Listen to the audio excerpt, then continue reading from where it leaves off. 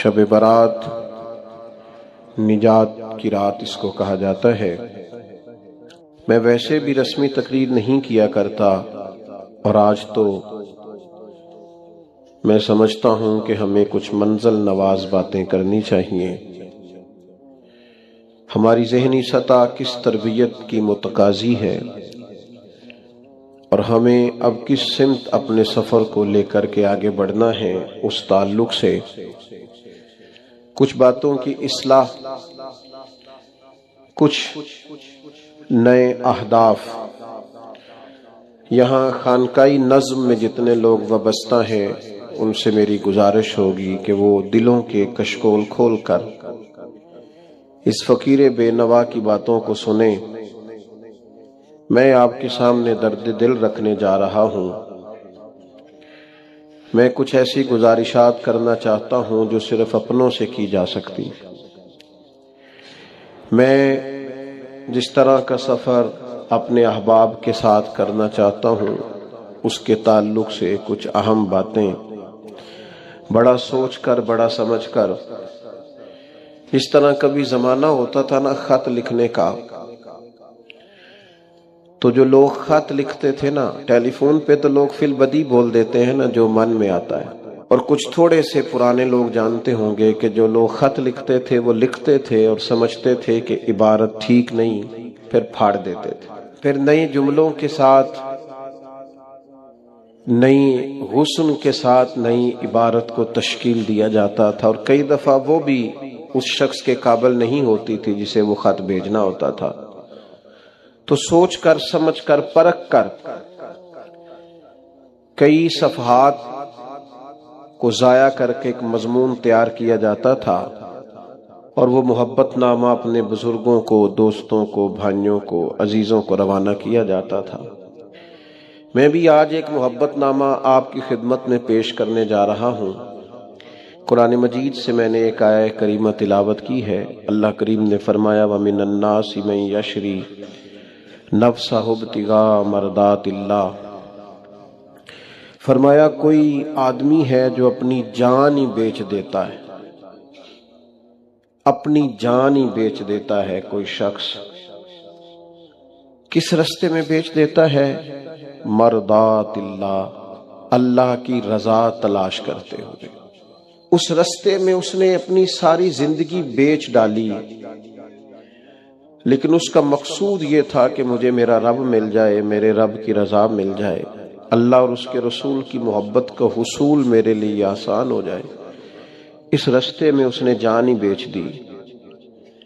مالک نے اس آیت میں یہ نہیں فرمایا اسے کیا دوں گا، اجر کیا ملے گا، اس کا ثواب کتنا ہے، جنت کہ کس درجے میں اسے رکھا جائے گا۔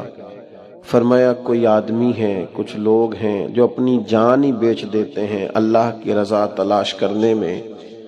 تو نتیجہ ایک جملہ صرف بیان کیا، فرمایا واللہ رؤوف بالعباد، اللہ بھی پھر اپنے بندوں پر بڑا ہی مہربان۔ اس جملے نے بات کو اتنا کھول دیا ہے، اتنا واضح کر دیا ہے۔ فرمایا اگر تم نے میری خاطر، نبی پاک صلی اللہ علیہ وسلم نے ارشاد فرمایا جب شعبان کی 15ویں رات آئے تو رات کو بیدار رہا کرو اور صبح کو روزہ رکھا کرو۔ تو جب حضور نے کہہ دیا بیدار رہو تو پھر کسی کو سونا نہیں چاہیے، بیدار رہنا چاہیے۔ اور بیداری کا مطلب یہ نہیں کہ وہ آدمی بس جاگتا رہے، اس کا مطلب یہ ہے کہ وہ اللہ اللہ کرے، درود پاک پڑھے، عبادت کرے، تلاوت کرے، ذکر فکر میں رہے۔ کچھ باتیں اس مقصد کے لیے کہ اس رات اللہ پاک نے اپنی رحمت کے دروازے کھولے ہیں، تو کچھ ایسی بات کی جائے جس سے دل نرم ہو جائے۔ دوستو، قرآن مجید کی 2 آیات میں نے پڑھی ہیں۔ اللہ کریم نے فرمایا یا ایھا الذین آمنوا اتقوا اللہ حق تقاتہ، اے ایمان والو اللہ سے ڈرو، اور اتنا ڈرو جتنا ڈرنے کا حق ہے۔ ڈرو اللہ پاک سے، اور جس طرح تم کسی سے ڈرتے ہو، ڈرنے کا حق ہوتا ہے، وہ حق ادا کرنے کی کوشش کرو۔ ہم میں سے بہت سارے لوگ ڈرتے ہیں کچھ لوگوں سے، اور جب وہ ڈر رہے ہوتے ہیں تو انہیں احساس ہوتا ہے۔ اللہ پاک نے ہمارا وہ احساس خود بیان کر دیا ہے، فرمایا جب تم کسی سے ڈرتے ہو تو تمہیں اس کا احساس ہوتا ہے کہ تم کتنا ڈرتے ہو، تو پھر تم کوشش کرتے ہو کہ تم وہ کام نہ کرو جس سے وہ بگڑ جائے گا، ناراض ہو جائے گا۔ جو لوگ قانون سے ڈرتے ہیں وہ اشارہ نہیں توڑتے، کچھ بھی ہو جائے اشارہ نہیں توڑتے، انہیں پتہ ہے کہ یہاں اشارہ توڑیں گے تو الجھ جائیں گے، اور جہاں انہیں فکر نہ ہو کہ کوئی پوچھنے والا نہیں، وہاں ہم نے دیکھا ہے کہ لوگ اشارہ توڑ دیتے ہیں۔ اللہ تبارک و تعالیٰ نے موقع دیا، میں حرمین شریفین حاضر ہوا تو وہاں ایک روڈ دائری روڈ کہلاتا ہے، اس روڈ سے پیدل چلنے والے نہیں گزر سکتے۔ وہ کہتے ہیں جی اس روڈ سے پیدل والا نہ گزرے، ان کے لیے علیحدہ جگہ ہے۔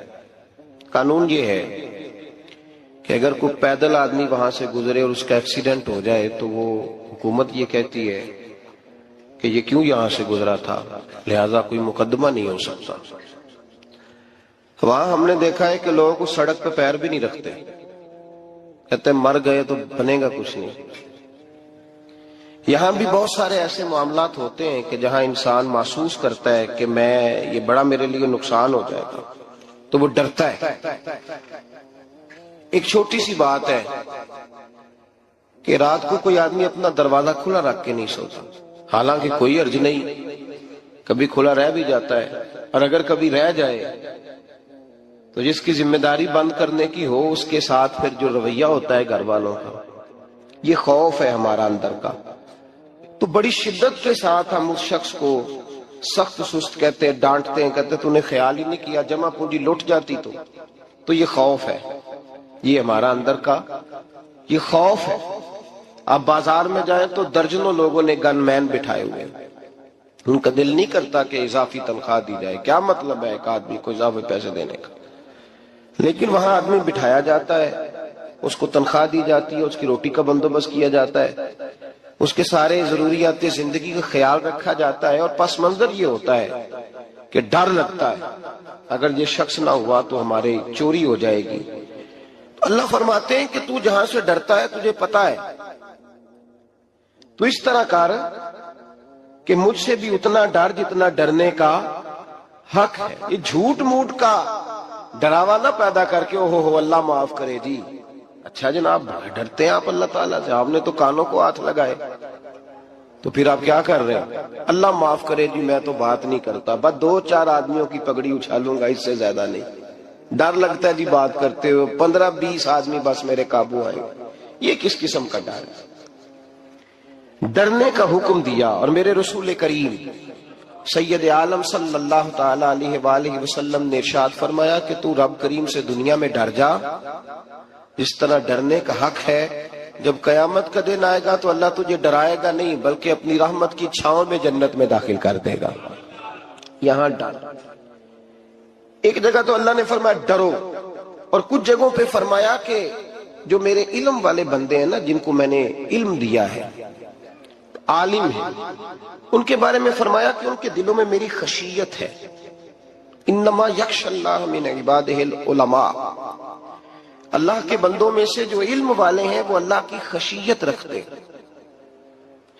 قرآن نے ایک جگہ کہا ڈرو، خوف کا لفظ بھی استعمال کیا، وَلِمَنْ خَافَ مَقَامَ رَبِّهِ جَنَّتَانِ، خوف بھی ہے اور خشیت بھی ہے، ان دونوں کا معنی ایک ہی ہے، ڈرنا، خوف کا معنی بھی اور خشیت کا معنی بھی، ڈرنا۔ جب آپ علماء لغت کو پڑھیں گے، عربی ادب کو جاننے والے لوگوں کا مطالعہ کریں گے تو انہوں نے یہی لکھا ہے کہ ان دونوں کا معنی ڈرنا ہے۔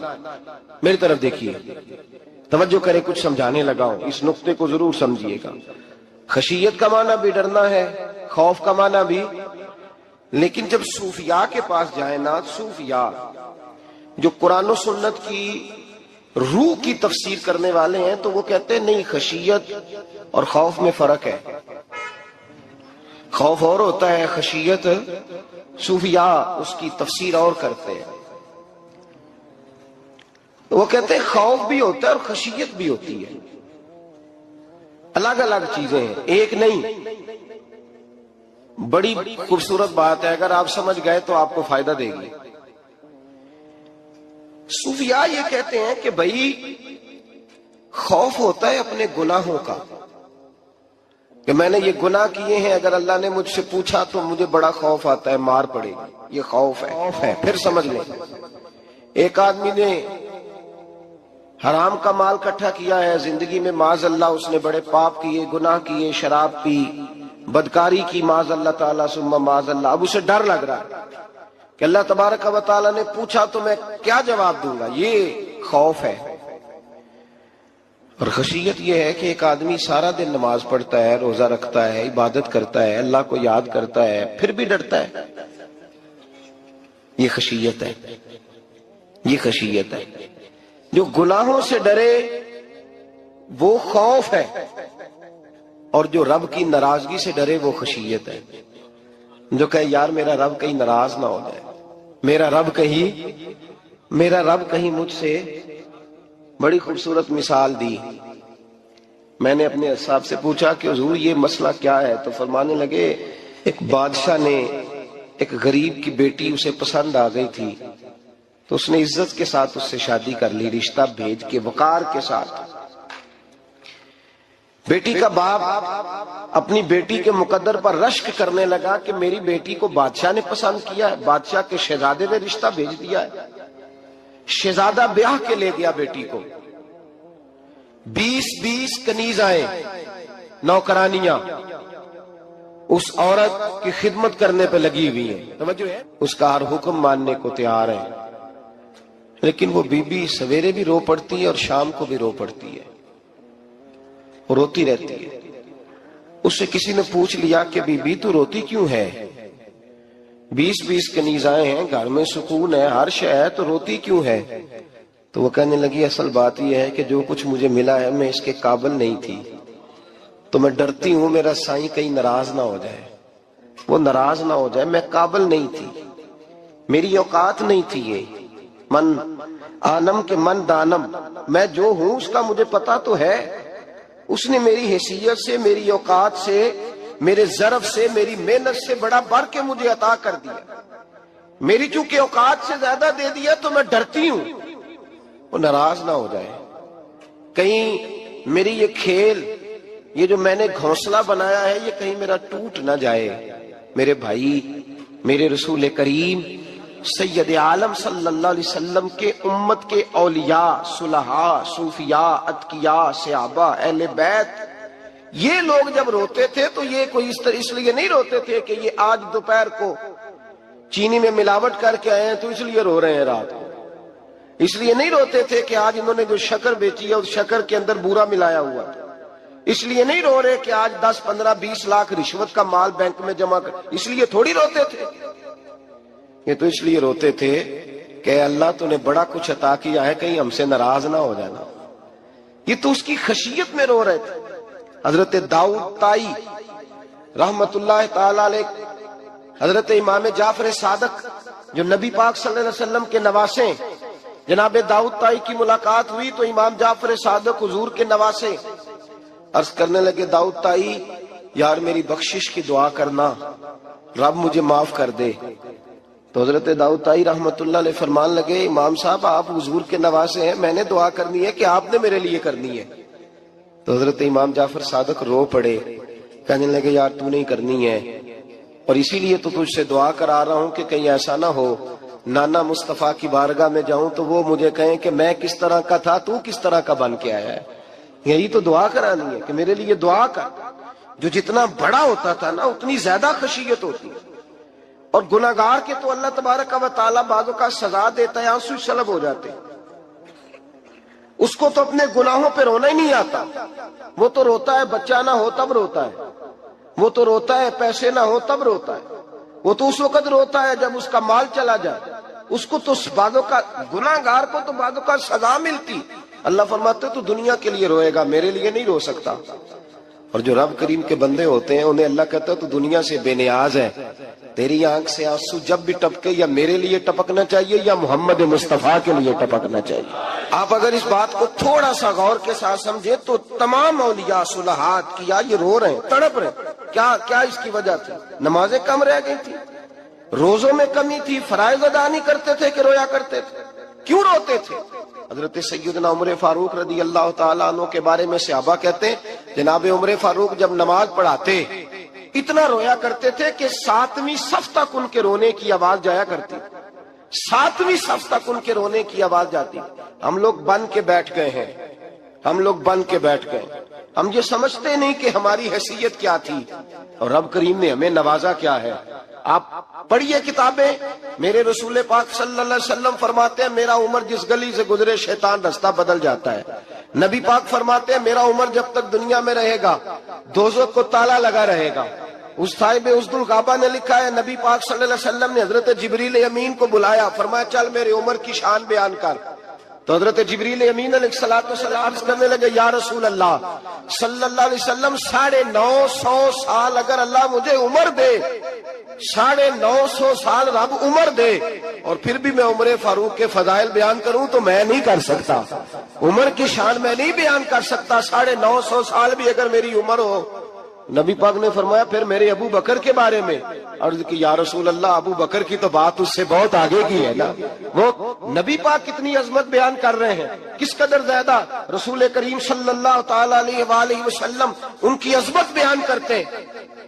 حضرت عمر کیا کہتے ہیں، وہ لوگوں کو بتاتے پھرتے ہیں کہ تم نے دیکھا ہے نا میری کتنی عظمت ہے، وہ یہ نہیں کہتے۔ حضور فرماتے ہیں عمر کی بڑی شان بڑی شان بڑی شان، اور عمر کے پاس جب بھی کوئی جاتا ہے کہتے ہیں عمر آپ کا کیا مقام ہے، تو عمر فرماتے ہیں میں تو اونٹ چرانے والے کا بیٹا ہوں، میں تو اونٹ چرانے والے کا بیٹا ہوں، میں تو اونٹ چرایا کرتا تھا، میں تو 10 اونٹ نہیں سنبھال سکتا۔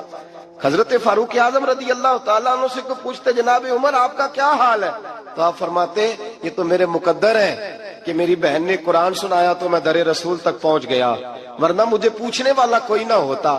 کبھی جناب علی المرتضیٰ کا بازو پکڑ کے کہتے ہیں علی تو نہ ہوتا تو عمر ہلاک ہو جاتا۔ بھائی حضور شانیں بیان کرتے ہیں، نبی پاک کہتے ہیں میرے ابو بکر نے احسانات کیے، بڑے احسانات کیے، میں نے سب کا بدلہ چکا دیا، ابو بکر کا نہیں چکایا، اللہ کی بارگاہ میں عرض کروں گا یا اللہ تو ہی اسے بدلے دے۔ اور جناب ابو بکر صدیق سے کوئی پوچھتا ہے ابو بکر آپ کا کیا حال ہے، تو ابو بکر صدیق فرماتے ہیں مجھ سے میرے اندر کا عالم نہ پوچھو، اگر قیامت کے دن اعلان ہوا نا کہ سارے لوگ بخشے گئے ایک باقی بچا ہے تو مجھے ڈر لگتا ہے اکیلا ابو بکر ہی بچ جائے گا جو نہیں بخشا جائے گا، مجھے ڈر آتا ہے۔ او بھائی بن کے بیٹھ گئے لوگوں کو پوچھ کر کے دیکھیں، کہتے ہیں کیا پاپ کیا ہے، کیا ہو گیا ہے؟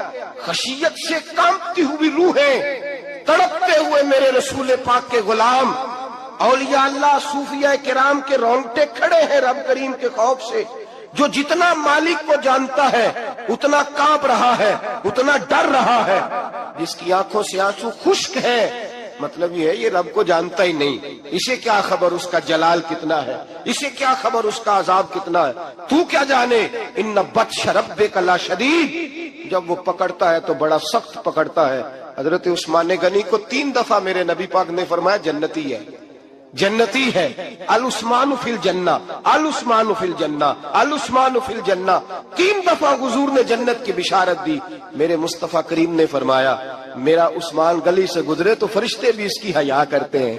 جناب عثمان غنی جن کو میرے نبی نے 2 بیٹیاں دے کے کہا عثمان میری 100 بیٹی بھی ہوتی، ایک کے بعد دوسری انتقال کرتی جاتی تو میں ساری تیرے نکاح میں دے دیتا، وہی حضرت عثمان غنی قبر پہ کھڑے ہیں حضور کے وصال کے بعد، ایک قبر پہ کھڑے، آنکھوں سے آنسو جاری ہے، داڑھی ساری آنسوؤں سے بھر گئی ہے، روتے ہی جاتے ہیں، روتے ہی جاتے ہیں۔ غلام کہتا عثمان یار رونا ہمیں چاہیے، رونا ہمیں چاہیے، جن کو کوئی بشارت نہیں اور آپ کو تو 3 بشارتیں، روتے کیوں ہو؟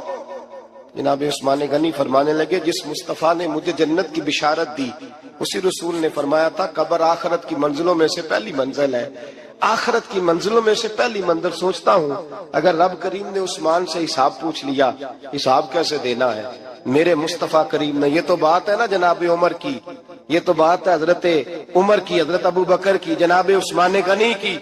اور جس شیر خدا کے بارے میں نبی پاک نے فرمایا علی منی وانا من علی، فرمایا علی اور میں 2 نہیں، میں علی ہوں اور علی میں ہے، جن کو فرمایا من کنت مولا ہوں وہذا علی مولا، جس کا میں مولا اس کا علی بھی جس مولا علی شیر خدا کو یہ درجہ دیا. ولی المرتضی اٹھے ہیں, نماز کا وضو کیا ہے, مصلی کی جانب جانے لگے تو جناب علی کا وجود تھر تھر کانپنے لگا, تھر تھر چھم چھم آنسو برسنے لگے. حضرت سیدنا امام حسن آگے بڑھے, ابا جی کیا ہوا؟ فرمایا حسن ڈر رہا ہوں, مالک کی بارگاہ میں جا رہا ہوں, کہیں رب علی کو دھتکار ہی نہ دے, کہیں مالک علی سے حساب ہی نہ پوچھ لے, کہیں اللہ تبارک و تعالیٰ ناراضگی کی نظر سے ہی نہ دیکھے. او بھائی, ہم لوگ اتنے دلیر, اتنے تگڑے, اتنے سیاہ, اتنے عقل مند, اتنے گناہوں کے پیچھے پہاڑ ہیں, لیکن مجال ہے کوئی ایک قطرہ وہ آنسو جو ہم نے سنبھال کے رکھے ہیں دنیا داری پہ بہانے کے لیے. کبھی اپنا حساب کر, کبھی سوچ. روز شکوہ کرتا ہے, کہتا ہے میرے پاس پیسے نہیں, گاڑی نہیں, کار نہیں, کوٹھی نہیں, سرمایہ نہیں. کبھی سوچ جو کچھ ہے, اگر رب کریم میرے اور آپ کے اعمال دیکھے تو ہماری حیثیت ہے کہ وہ سارا کچھ ہمیں دیا جاتا, ہماری اوقات تھی کہ وہ ہمیں دیا جاتا جو اس نے دیا ہے. ٹٹول کے دیکھیں, عمر گزر گئی شکوے کرتے, ذرا پلٹ کے دیکھیں, اگر ہمارے گناہ اور ہماری نیکیاں اکٹھی کی جائیں تو ہم جزا والے نہیں سزا والے نکلتے ہیں معاذ اللہ. محمود غزنوی بڑا پیار کرتے تھے ایاز کے ساتھ, بڑا پیار کرتے تھے, نوازا کرتے تھے. روز کوئی نہ کوئی تحفہ ملتا تھا ایاز کو. کچھ حسد کرنے والوں نے کہا محمود تو اسے تحفے دیتا ہے اور یہ جنگل میں اسلحہ اکٹھا کر رہا ہے, یہ تیرے خلاف علیحدہ سے فوج تیار کر رہا ہے, کچھ وقت آئے گا یہ تجھے چھوڑ کے علیحدہ سے بادشاہی کا دعویٰ کر دے گا. محمود غزنوی کہنے لگے یہ کس طرح کی بات؟ کہا تمہیں پتہ ہے کہ ایاز اثر سے لے کر عشاء تک کہاں رہتا ہے؟ محمود کہنے لگے یار واقعی میں نے کبھی پوچھا تو نہیں. شک کا بیج بو دیا, شک کا بیج بو دیا. محمود غزنوی کہنے لگے اچھا آج میں پیچھا کروں گا, تفتیش کروں گا, تحقیق کروں گا کہاں جاتا ہے, تحقیق کروں گا. محمود غزنوی نکلے پیچھا کرنے.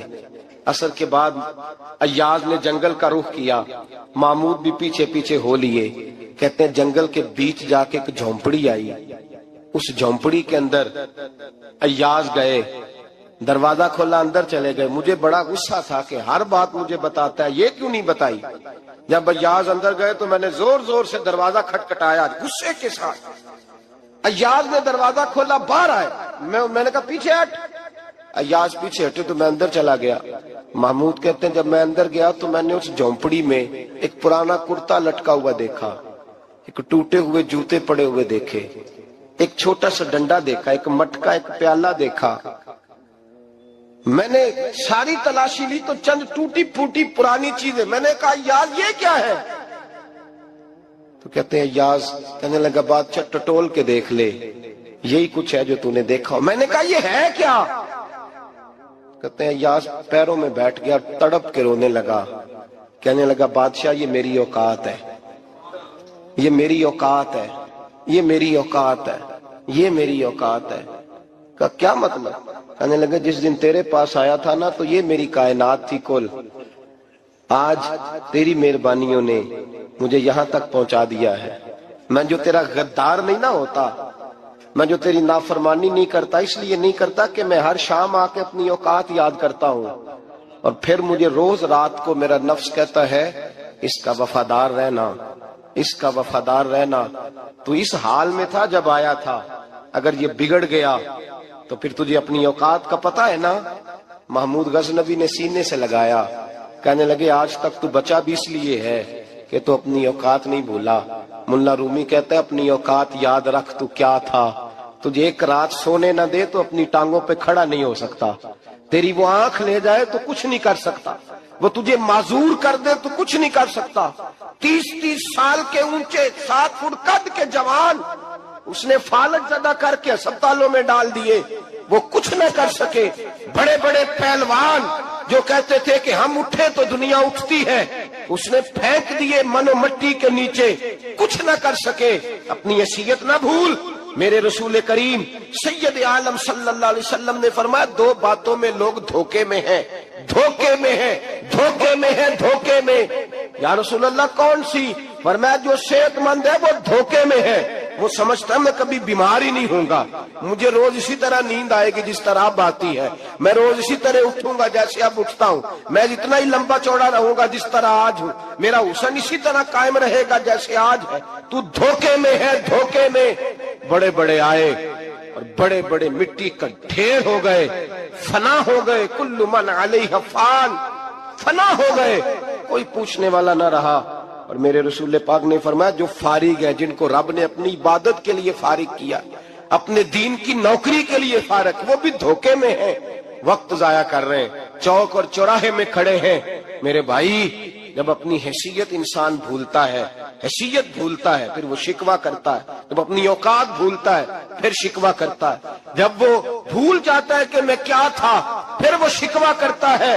حضرت سیدنا امام اعمش رحمت اللہ علیہ بازار میں کھڑے تھے تو بادشاہ کا بیٹا گزرا، اکڑ کے گزرا، آپ نے بازو پکڑ کے کھینچا، فرمایا جا کے اپنی ماں سے پوچھ اور اپنے باپ سے پوچھ تیری اوقات کیا ہے، اکڑ کے چلتا ہے، جا پوچھ ان سے تیری حیثیت کیا ہے۔ حضرت جناب سیدنا امام اعمش نے ڈانٹا تو واپس آیا، آگے کہنے لگا ابا وہ امام کیا کہتا تھا کہ میری اوقات کیا ہے، کیا اوقات ہے میری؟ تو باپ اور ماں دونوں گھورنے لگے، کہنے لگے بیٹے ہمارے پاس دولت بھی تھی، گھر بھی تھا، مکان بھی تھا، جائیدادیں بھی تھی، بادشاہت بھی تھی، پر ہم دنیا کے دروازوں سے بھیک مانگ مانگ کے تھک گئے تھے، عرش کا مالک ایک بیٹا عطا نہیں کرتا تھا، ایک بیٹی نہیں دیتا تھا، تڑپ گئے تھے، روتے تھے، سسکتے تھے۔ پھر وہی امام احمد جنہوں نے آج تجھے گلی میں کھڑا کیا ہے، اس کے دروازے پہ جا کے بیٹھ گئے، ہم نے کہا رب ناراض ہو گیا، دعا کرو ہم سے راضی ہو جائے، چلو زیادہ نہیں ایک لال ہی ہمیں دے دے۔ کہ امام اعمش دعائیں کیا کرتے تھے تو تب اللہ پاک نے تو ہمیں عطا کیا تھا۔ تیری او بھائی اپنی حیثیت کا تو تعین کر، تو بڑھ بڑھ کے باتیں کرتا ہے، تو بڑا کھل کھل کے بولتا ہے، اپنی حیثیت کا تو تعین کرنا، ذرا اندازہ تو کرنا کہ تو کون تھا، کہاں سے آیا ہے، تیری اوقات کیا ہے۔ یہاں لوگ ایک منٹ میں آگے نکل جاتے، پلٹ کے دیکھ تو صحیح۔ اور میرے بھائی جو بڑے لوگ تھے وہ تڑپا کرتے تھے۔ حضرت فضیل بن عیاض رحمت اللہ علیہ فرماتے ہیں بغداد میں بارش نہیں ہوتی تھی، قحط پڑ گیا، جانور پیاس سے مرنے لگے، جوان بچے بوڑھے نڈھال ہونے لگے۔ فرماتے ہیں میں بھی نکلا، سفیان ثوری بھی نکلے، اور بھی کئی صوفیاء میدان میں نکلے، دعائیں مانگی پر بارش نہیں ہوتی تھی۔ فرماتے ایک جھونپڑی سے ایک سفید بالوں والا اور گندمی رنگ والا ایک بوڑھا غلام نکلا جو کسی کا ملازم تھا، باہر آیا جھونپڑی سے، ہم اسے دیکھ رہے تھے، وہ ہمیں دیکھ نہیں رہا تھا۔ فرماتے ہیں اس کے چہرے پر عبادت کے نشان تھے، دور سے اس کا چہرہ دیکھتے لگتا تھا کوئی رب کریم کا بندہ ہے۔ فرماتے ہم اسے اللہ کا ولی جانتے تھے، اس نے دعا مانگی کہ تو لفظ پتہ کیا ہے دعا کے، ہاتھ اٹھا کے کہنے لگا مولا مجھے پتا ہے یہ جو بارش نہیں نہ ہو رہی ہے میری وجہ سے نہیں ہو رہی، میرے گناہوں کی بڑی لمبی فہرست ہے، بڑی لمبی لائن ہے۔ کہنے لگا اے اللہ میری اکیلے کی وجہ سے سارے بغداد کو سزا تو نہ دے، رب کریم جوان بھوکے، بچے بھوکے، مائیں ترس گئیں، بچے ترس گئے، جانور پانی کے قطرے، اللہ گناہ تو میرے اکیلے کے ہیں اور ان سب کو سزا کیوں دیتا ہے؟ نہ میری سزا سب کو تو نہ دے، میری سزا صرف مجھے دے، ان کو نہ دے۔ کہتے ہیں ابھی اس کے ہاتھ اٹھے ہوئے تھے، دعا بول رہا تھا، رب کریم نے فوراً بارش عطا فرما دی۔ فرماتے ہیں کھل کے بارش برسی۔ میں نے لوگوں سے پوچھا پتہ کرو کس کا غلام ہے، کہا فلاں آدمی کا۔ حضرت فضیل بن عیاض کہتے ہیں میں شام کو گھر چلا گیا، اس کے آقا سے بات کی، خرید لیا۔ میں جب اس کو خرید کے لایا، گلی میں جا رہے تھے تو مجھے کھڑا کر کے کہنے لگا فضیل میں نکما سا آدمی ہوں، بال بھی سفید ہے، مجھ سے تو زیادہ کام ہی نہیں ہوتا، کیوں تو نے پیسے خرچ کیے، میں اس قابل ہی نہیں تھا، کیوں خریدا؟ تو حضرت فضیل ابن عیاض کہتے ہیں میں نے اس کو کہا کل جو تو نے دعا مانگی تھی تو نہیں دیکھ رہا تھا، ہم دیکھ رہے تھے، تو مقبول ہے رب کریم کی بارگاہ کا، تجھے اس لیے خرید کے لایا ہوں، تو مقبول ہے۔ کہتے ہیں یہ لفظ سنے تو ٹھہر گئے، وہ کہنے لگے اچھا آقا مجھے 5 منٹ کا وقت ملے گا؟ میں نے کہا ہاں ضرور ملے گا۔ کہتے انہوں نے وہیں نماز کی نیت باندھ لی، 2 رکعتیں پڑھی اور 2 رکعتیں پڑھ کے ہاتھ اٹھائے، کہنے لگے مولا تیرا اور میرا راز تھا، تو نے راز کیوں کھولا؟ اللہ مسترنا بستری کل جمیل، یا اللہ تیرے پاس پیارے پیارے پردے ہیں، ایک پردہ مجھے عطا کر دے، مجھے اپنا رکھ، مجھے لوگوں کے سامنے میرے پردے نہ کھول۔ آپ فرماتے ہیں یہ کہہ کہ وہ زمین پہ بیٹھے کلمہ شہادت پڑھا، ان کی روح پرواز کر گئی۔ میرے بھائی جو زیادہ پرہیزگار تھے، تو بڑے رب کریم کے بندے تھے، ان کے تو آنسو خشک ہی نہیں ہوتے، وہ تو تڑپا کرتے، صبح شامیں ان کی روح کی گزرتے تھے اور رب کریم کی ناراضگی سے ڈرتے تھے۔ وہ کہتے تھے مالک کہیں ناراض نہ ہو جائے، کہیں بگڑ نہ جائے۔ میرے رسول کریم صلی اللہ علیہ وسلم کے صحابی کہتے ہیں ایک جنگ سے خوشخبری آئی، تو جو خوشخبری لانے والے تھے وہ حضرت عمر فاروق رضی اللہ تعالیٰ عنہ کے پاس پہنچے خوشخبری دینے۔ حضرت عمر رضی اللہ تعالیٰ عنہ کھڑے تھے، صحابی نے آ کے کہا عمر مبارک ہو۔ جناب عمر کچھ لوگوں سے گفتگو کر رہے تھے، بات چیت جاری تھی، کہا مبارک ہو، فتح ہو گئی۔ حضرت عمر کہنے لگے ٹھہر تو جا، اس سے تو بات کر لینے دے جس سے کر رہا ہوں، جب کہنا ٹھہر تو جا۔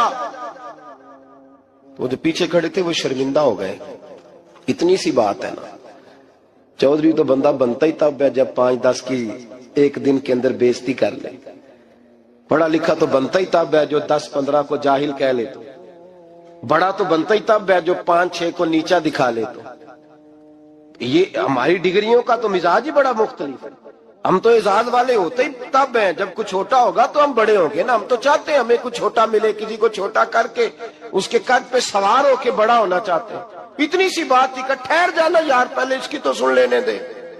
وہ شرمندہ ہو گئے صاحب، جب وہ شرمندہ ہوئے تو سیدنا فاروق اعظم دوڑے گئے، صحابہ کہتے ہیں گارا تھا، کیچڑ تھا، اس گارے میں سر رکھا، سجدہ کرنے لگے، اٹھے، کہنے لگے مولا اپنے عمر سے ناراض نہ ہو جانا، یہ کل تک اونٹ چرایا کرتا تھا، آج تیری مخلوق کو شرمندہ کرنے لگ گیا ہے، یہ اپنی حیثیت ہی بھول گیا، اسے خبر ہی نہیں کہ یہ کیا تھا، یہ آج تیری مخلوق کو شرمندہ کرتا ہے۔ اللہ اپنے عمر سے ناراض نہ ہو جانا۔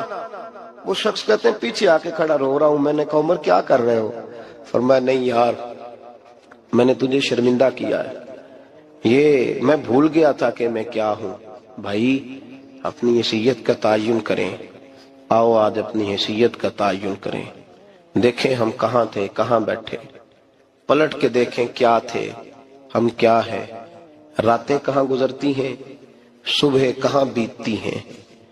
ایک لمحے کے لیے پلٹ کر اپنے ظلم، زیادتیاں، جھوٹ، غیبتیں، بے حیائیاں، اپنی زندگی کے امور کا اگر ہم یک نظر جائزہ لیں، پیچھے پلٹ کے دیکھیں تو حضرت جناب سیدنا غوث اعظم جیلانی رضی اللہ تعالیٰ عنہ فرمایا کرتے تھے اگر لوگ اپنے گناہ یاد کریں تو وہ پریشان ہو جائیں کہ ہمیں پانی کا قطرہ کیوں مل رہا ہے،